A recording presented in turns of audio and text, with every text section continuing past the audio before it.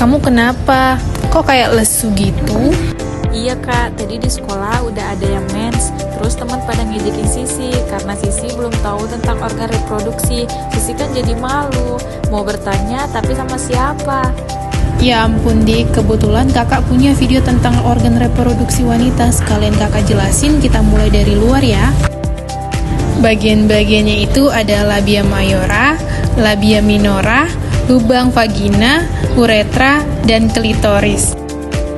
Nah, yang pertama klitoris. Klitoris adalah organ seksual perempuan yang sangat sensitif terhadap stimulasi.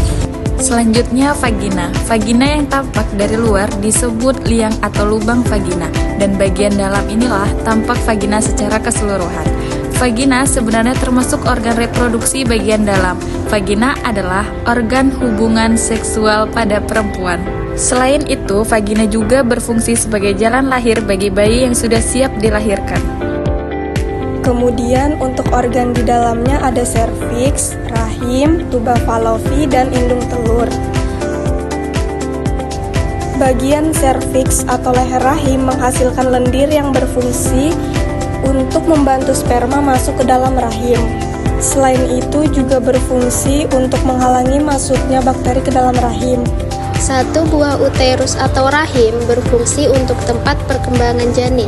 Selain itu, dinding rahim bagian dalam atau endometrium akan mengalami peluruhan setiap bulannya yang kita sebut sebagai menstruasi.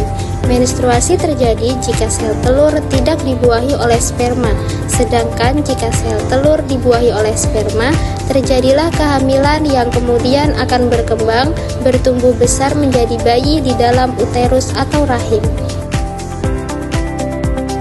Kemudian, tuba falopi adalah saluran yang dilewati sel telur dari indung telur menuju rahim pada saat sel tidak dibuahi. Selain itu, tuba falopi juga berfungsi tempat terjadinya pertemuan antara sel sperma dan sel telur. Yang terakhir adalah dua buah ovarium atau indung telur kanan dan kiri. Ini berfungsi menghasilkan sel telur secara bergantian tiap bulannya. Selain itu, indung telur juga berfungsi menghasilkan hormon estrogen dan progesteron. Hormon ini berfungsi menjalankan fungsi reproduksi pada perempuan, salah satunya berperan dalam proses menstruasi atau pada saat perempuan tersebut hamil. Gimana Dik, udah paham belum? Udah kak, Sisi udah paham gimana wanita itu bisa menstruasi dan hamil. Ternyata organ reproduksi kita kompleks banget ya dalamnya kak.